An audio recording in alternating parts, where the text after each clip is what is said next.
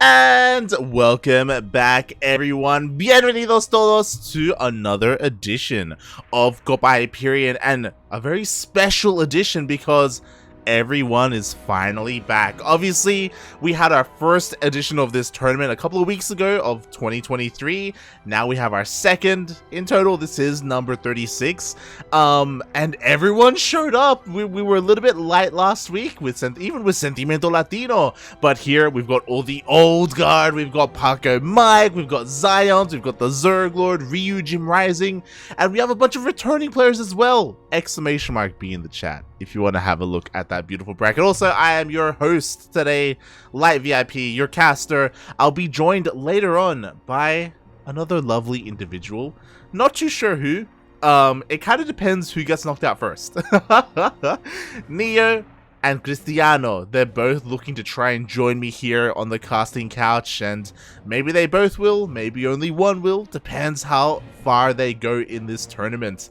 And alongside those lines, like, they're in this tournament, looking at the bracket, Yanji, Master, Cosmos, someone very special, Shelby. Shelby is back! Shelby! You know who Shelby is? Hold on. Wait, do I have the Shelby duct tape? Hold on.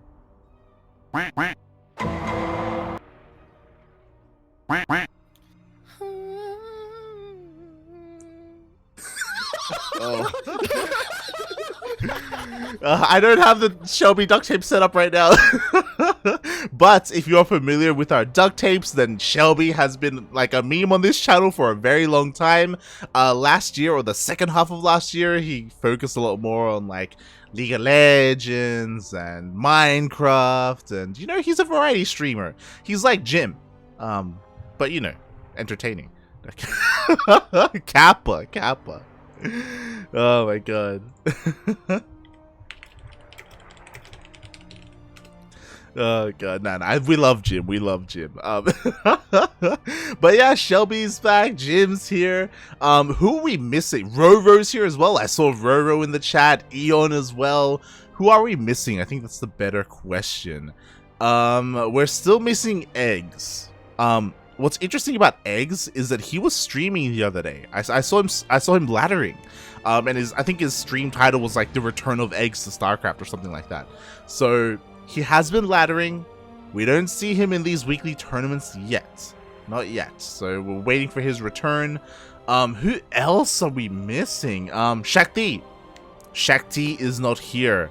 So Paco Mike, he's kind of the big Protoss in today's bracket. Or Paco Mike and Zions, is what I would say. But yeah, very stacked bracket. Very excited to see who turns out and who comes out on top. I just realized, ooh, Tavo is not here. So Terran representation is a little bit lower. Feels bad, man, feels bad. So both Tavo and Chaos Fate. To be fair, I was actually talking to Chaos Fate yesterday. For those wondering, Patty Mac actually streamed for the first time, and Chaos Fate showed up in the chat. And I was like, mate, where have you been? He's like, mate, I'm on holidays. You know, I deserve a break after a hard-fought 2021. So I can confirm Chaos Fate is still playing, but he is kind of taking things easy for the time being until ESL Pro Tour comes back again. So Chaos Fate will be returning. Ooh, but until then, we are going to be seeing some Protoss on Protoss action. Also, massive shout out to everyone in the chat. Chileno, Singaporean, Garberham, Oscar, Kuro. Yeah, welcome everyone to the chat. Also, massive shout out to Garberham for resubbing 20 months in a row. Oh my god, that's a lot of months. It's a lot of months, and here we go. We're starting off with a PvP, and spawning in the top left hand corner of Curious Minds LE, we have the Peruvian Protoss player. He is red, representing team 5X. I'm pretty sure it's a clan. It's not really a team. It is Tiratuga.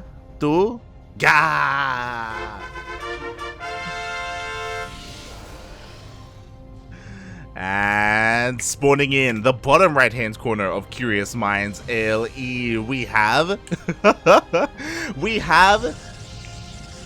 Oh my god, I almost forgot. The Chilean Protoss player. His name threw me away. The Chilean Protoss player representing Exeritus Ignatz. He is not the fast food chain. It is sUb. Not Subway. Oh god. Let's go. So sUb, we've casted him before. You know, he is one of the stronger Chilean players out there. Remember casting him during the Rebirth tournaments that we had last year and even the year before that. The Rebirth tournaments are pretty huge. And sUb has been fairly inconsistent. Like, he's a great player, and we love him, but I would love to see more of him. So I'm very excited to see him here for Copa Hyperion. Meanwhile, is that probe stuck? I don't think it's not stuck, right? we'll find out soon. Oh my god, how that turns out. I also have to fix up I also have to fix up the casting tool because currently sUb did change his name in game. Shaking my head. Now I'm getting hungry. Oh god. Meanwhile, this PvP has been pretty standard so far. sUb is being a little bit more annoying. He does go for the pylon block here, so even though Tiratuga wanted to go for a faster Nexus, he is forced to chrono out his Zealot, so he's forced to be a little bit inefficient. What's interesting to me is that Tiratuga didn't throw down his own pylon. I mean, obviously, you know, sUb isn't necessarily going for his gateway at the moment, but if he so wanted to, you know... Oh my god, he even throws out the Cyber Core! Feels bad, man. Tiratuga, he just wants to get his Nexus up and running. Oh my god, the probe is still in the main base as well, so sUb can see everything that's going on. He confirms that there is no additional tech being taken, and Tiratuga hasn't been able to spend his resources efficiently. Obviously, we have a Stargate, but this has already been scouted by sUb. He already knows. Meanwhile, we do have an adept across the map from Tiratuga wanting to deal some damage and again get some scout information. He confirms that both pylons are in the main base. This will be cleaned up, but at least Tiratuga again is able to realize there's nothing out on the map, or there shouldn't be anything out on the map. Yeah, so a little bit of a wild game. At the end of everything, sUb does have a faster Nexus, and he didn't have to waste resources on a Zealot or anything like that. Ooh, even catches a Stalker. Oh, that for the most part catches the Stalker. But Tiratuga has that Stargate, and he already has his first Void Ray out. Unfortunately, with this first Void Ray, he was forced to get it out because he isn't getting any gateway units. And you don't want to die horribly to a Stalker, you know, to a handful of Stalkers coming across the map. So he's just playing it safe. I don't know how I feel about him moving out with it. I mean, I understand that you have to do something with this Void Ray, right? But again, you don't want to lose it for free. Like, it's very slow, it's very vulnerable, especially because sUb is already here waiting in his main. Like, he saw the Void Ray in production. Oh, no, the move commit! No! No! Oh my god, the Void Ray, it's taken so much damage, it just barely escapes, but my god, just barely. At the same time, Oracle is now it's headed out towards the natural base. So far, there's still no workers here. He can maybe try and head towards the main, but no! The Void Ray! Tiratuga needs all your energy right now because he loses his Void Ray for free. Ay. Feels bad, man. Feels bad. So, delayed Nexus, his Void Ray. Oh my, the full wall-in was intentional, but it's still hard to see nonetheless. He's forced to take down his own Stargate to get out of his own base. Oof. A solid oof there. And on top of all of that, the Oracle still hasn't dealt any damage. There is one kill in the Oracle, so it looks like he did get one worker, but so far only one. There's a shield battery in the main base, so it can't deal any damage there, and sUb is just playing this beautifully. We saw, you know, maybe a hiccup in the early game a little bit when it came to unit control, but other than that, like, everything has been perfect. My god. What I will say is that even though this Oracle hasn't dealt a lot of damage, he has scouted, you know, he confirms the Forge upgrading, he confirms the Twilight Council, so because of all of this, he knows that, you know, it's going to be +1 Blink Stalkers, and there's no, like, fast War Prism on the way or a Gateway Explosion yet. so he can feel safe. And that's why it makes plenty of sense for Tiratuga to throw down a third base. Like, it's with all the information he's gathered, he knows that it's safe enough to expand, and he will try and take an economic lead with this. At the same time, sUb can still hit pretty hard with this timing. His +1 will finish faster, much faster compared to Tiratuga. And with that, he has a window where he's gonna have that upgrade advantage. Oh boy. He's here, he's across the map. Blink is about to finish up in a couple of seconds, but Blink is already done for Tiratuga. God, it feels so weird saying that quickly. The Blink micro is pretty good. Shield battery is almost done, but almost is not good enough. Like, sUb, he can just keep going. +1, as soon as that finishes up, maybe he can force himself up this ramp. Uh-oh. Oh, already sniping one of those stalkers. Oh, tries to snipe another. Blink micro, though, it's pretty good. Pretty good on both sides. But in the end, it looks like sUb is just trading a little bit better. Again, that +1 does a lot. Meanwhile, at the end of that trade, I mean, there's no War Prism, there's no proxy pylon, so sUb can't reinforce, he cannot press his advantage. He recalls all the way back home, and he takes his third base. So they both kind of bounce off each other. +1 is finished for both players. This is what I'm a little bit concerned about. +2 starts immediately for sUb. Tiratuga, his forge, his +2 is a little bit later. Not by much, to be fair, so thankfully he didn't wait too long. But in general, it does feel like his build is a couple seconds behind that of sUb. Whether it's +2, whether it's charge, whether it's his robo. Oh, meanwhile, once again, army's active out on the map. Even though sUb got his robo a little bit faster, I assumed that he was going to get a War Prism and just keep going. But no, he's just kind of chilling. He focuses more on detection, on scouting, on vision, less so on being aggressive. sUb, that's one way to make your name at least 4 letters. Oh, in StarCraft, do you need to have your name be at least 4? I guess that makes sense. There you go. As the game is moving on from Blink Stalkers into Charge Lot Archon from both players. Neither player even, like, I think what's interesting is that even though Tiratuga opened up with the Stargate, he didn't commit and go into Phoenixes. The other interesting thing is that, because he knew he was a little bit behind, he didn't try and skip tech. Well, neither player has skipped tech and tried to go into disruptors or anything like that. Not yet, anyway. Not yet. I see Loki in the chat. Go, let's Subway. Oh, God. The battle of the fast food chains. Let's go.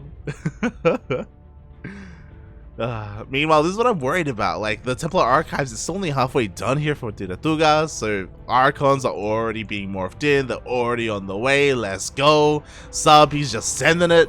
Can he get much damage here? I mean, he can blink into the main. Like, he does have high ground vision. Yo, he's going for it. Oh, blinks in, gets the pylon, could get some of the tech, but the rest of the army. Oh no, the War Prism gets sniped. Unfortunate pathing there from sUb. sUb is forced all the way back. His stalkers are still dealing damage in the main base, and he will get a snipe on that forge. Mate, +3 is going to be so late. But doesn't matter because Tiratuga, he's going across the map. He catches a stray Archon. sUb, his army control is lacking here. He lost an Archon for free. He lost a War Prism for free. Thankfully, Tiratuga lets up. Honestly, with an Immortal behind this, I feel like he probably could have kept going. Obviously, Overcharge would have come into play, but Tiratuga still has a massive supply lead. Like, look at the army supply. He's got double that of sUb. Double. Yo, and it's time to keep on going. Especially because his forge was delayed. Like, he's got to be thinking, like, okay, let's just go. Like, especially because sUb is trying to take a 4th right now. And the 4th is really not what you need. Tiratuga is just going to keep pushing up this ramp. And sure, the Archons are doing a lot of work, but there's not much else behind this.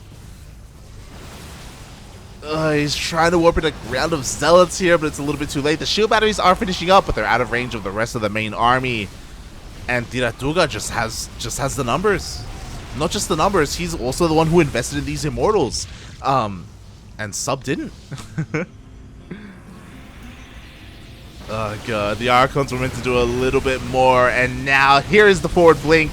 Shield battery goes down. Overcharge goes down as well. Denies the warp-in. And there's almost nothing left here for sUb. Oh my god. GG. And Tiratuga does it and takes game number 1. Who needs upgrades? Who needs a Warp Prism? I think that's probably the most surprising thing. Like, bearing in mind that from his robo, he just prioritized nothing but Immortals. No Warp Prism, very minimal Overseers as well. And yeah, mate, it's not about finesse. It's just sometimes about brute force, especially in mirror matchups. Also, I mean, it didn't help that sUb threw away some high-tech units that take a while to build.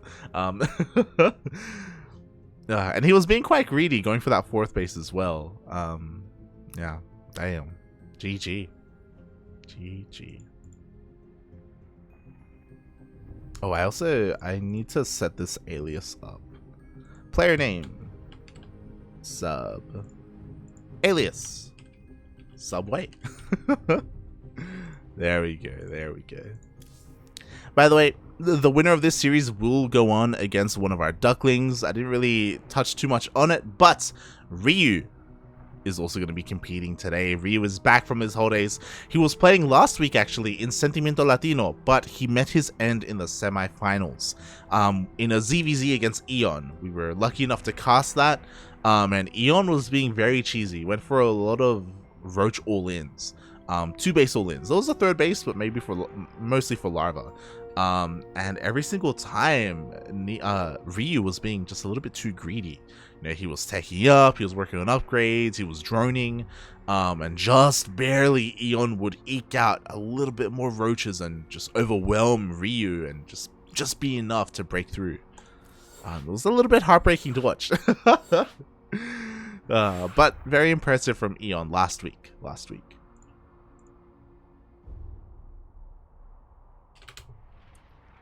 Oh, okay. So we're just getting ready for our next game.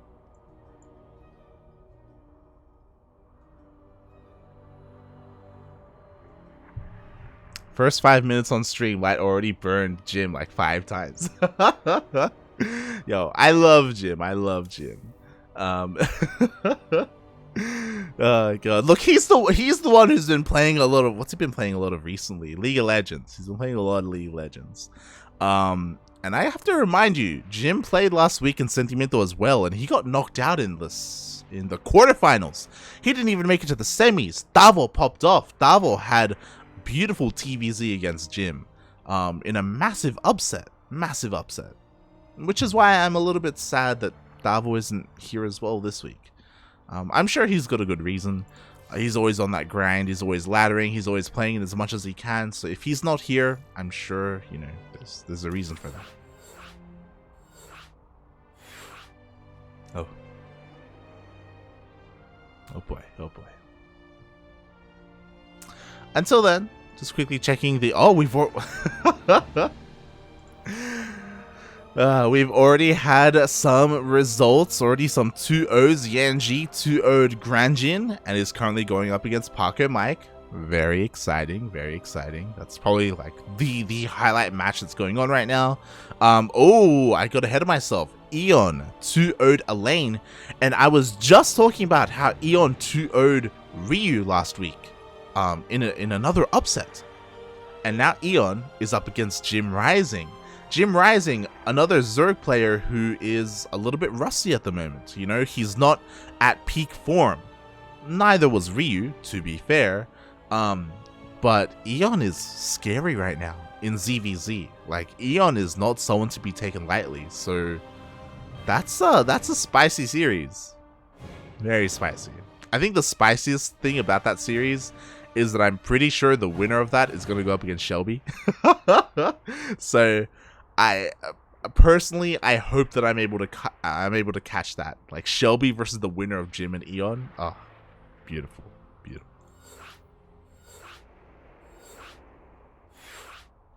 I expect like 10 pauses in that series. Oh god.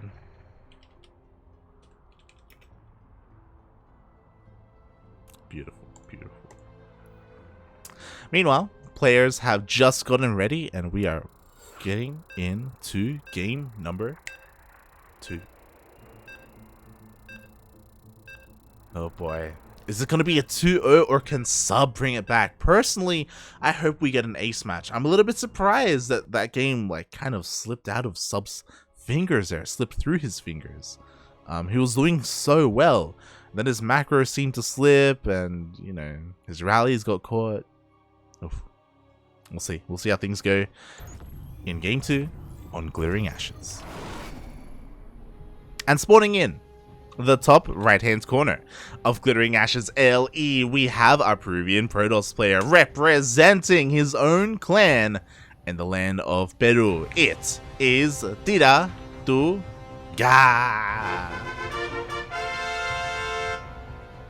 What a meme.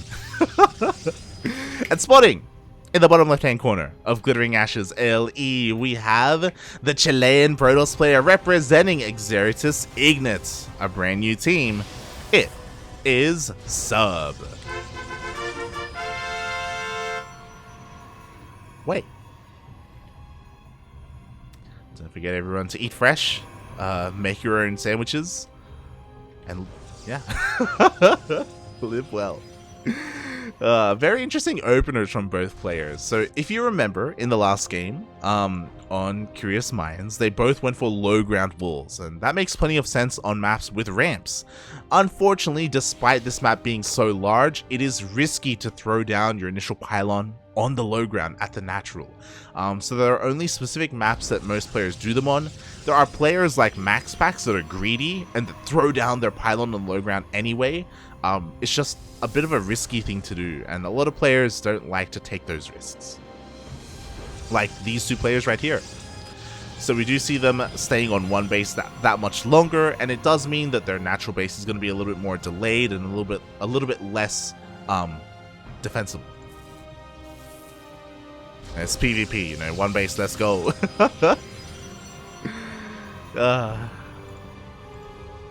Goddamn PvP. But so far, both players are opening up the exact same way. Their walls are that little bit different, but only a little bit. You know, at the end of the day, they still serve the same purpose, just in, you know, different ways. And we'll see where they go from here. Cybercore just finishes up, and already we see a difference. Tiratuga going for his 2 Stalkers, meanwhile sUb looking to be a little bit more aggressive with his 2 Adepts instead. Obviously, the Adepts are going to be shading across the map as fast as possible, looking to try and dive in, get a bit of a scout, maybe get some probe kills and test the micro and attention of Tiratuga. Meanwhile, he's going to be working on his Stalker army, which in a head-on engagement, his Stalkers will win over the Adepts. But again, ideally, with good enough micro, the Adepts should bypass these Stalkers completely. Meanwhile, oh boy. We have a solid meme here. I was just talking about how the Cybercores are finishing up, and I was looking to see who would throw down a Stargate. It is sUb. sUb throws down not just a proxy Stargate, but also a proxy shield battery. The probe did leave. It did evacuate the premises, so we're not going to see reinforcing shield batteries. But the purpose of the shield battery is that even if this was all scouted, it will keep the pylon alive. So it wouldn't even matter. Meanwhile, it wasn't scouted. The Adepts do get across the map, and Tiratuga is attempting to try and hunt these down, but sUb should be able to escape. Up, one more volley. Oh! Focus fire wasn't there. Both Adepts do barely manage to get out of there. What's important though is that they are distracting all of these Stalkers. 3 of them are trying to chase them down, and what is in the main base? A single sentry. Uh-oh. No, he gets in! Oh, the force field was clutch. That was such a close force field. Barely keeps the Adepts out of the main base, which is huge. They would have one-shot workers, but doesn't matter because the Void Ray is out, and that probe from earlier, the probe is back. The siege is upon us. Shield batteries are being thrown down. I think the probe just walled himself in, which is not ideal, but you know what? You do you, probe. You do you. Oh, God. We only have 2 shield batteries for the time being, and this has not been scouted. Tiratuga still has no idea. He hasn't seen the Void Ray. Oh, but now here we go. The Void Rays reveal themselves. They go for the pylon. No, the production. These are the only 2 gateways that Tiratuga has. Oh, the pylon goes down. There will not be a warp in. Now all you see is you get decent focus fire, but the shield batteries are putting in a lot of work. So the sentries, the Void Rays just barely managed to stay alive. They're trying to focus down. No, he overextended. Already one Void Ray goes down. Mate sub, you cannot afford to lose these Void Rays like this. His second Void Ray is just barely surviving, but the shield battery runs out of energy. Oh, but the army does back off. Those two gateways are finally repowered. A second, I guess technically a third Void Ray shows up, but there's still only two. And again, he's diving in far too deep. He just goes all the way into the main base. He will get all of these Stalkers, but at the cost of the Voids. I don't think that was worth it. Like, mate sub, calm down, buddy. Like, the power of proxy Void Ray like this is that you want the Void Ray count to get higher. Imagine if 4 Void Rays were on the field right now. It would be over. It would be GG. But he just keeps diving into the main. And it's costing him the game. Oh, God. Another Void Ray finally shows up, but at this point it's too late. Like, there are far too many Stalkers. There we go. The focus fire is just too good. Blink is done for Tiratuga. And this is over, mate. There's nothing left. There's a single Void. Like, Void Rays are good. They're not that good. There was so much potential. There was so much potential with this. Technically, there still is. But with Blink, like, there's no excuse to lose any of these Stalkers. Like, the micro is okay. Could be better. Oh my god, another Stalker gets picked up. Tiratuga, I'm a little bit surprised that he hasn't thrown down another shield battery a little bit closer to help support this. Not just to support the Stalkers, but also for an overcharge.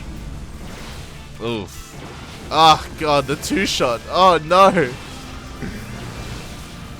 The Void Rays are doing what they can. Meanwhile, back at home, sUb is still only on 1 base. Tiratuga is fully saturated on 2 bases. Look at the difference in those workers. And GG gets called. Tiratuga takes the series 2-0.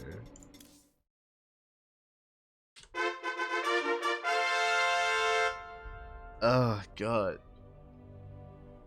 sUb, I love what he was doing. Both games, I love what he was doing. Especially in this game too. The proxy wasn't scouted, the shield batteries weren't scouted, the Void Rays weren't scouted, the Adepts were dealing some damage, they were keeping his opponent busy. It was great what he was doing. But the Void Ray control. It's one of those things, the Void Ray control was questionable. The decision making there was questionable. You could see that he wanted to, like, in his mind, he's like, yo, okay, if I can kill like 1 more Stalker, I can overwhelm him, and then my ground army can come in, and I can just end the game. I can just end it here and now. But he just misjudged the situation a little bit. Slow and steady is what you need to do with Voids. Slow and steady. Pick your battles. Be wise with how you fight. And he just got way too overeager. Wow. GG. GG, well played. Congratulations to Tiratuga. He does take the series, and he will move on to face another player, a Zerg player. One of the CranKy Ducklings. He will move on to face the Peruvian Zerg, Ryu. Oh boy.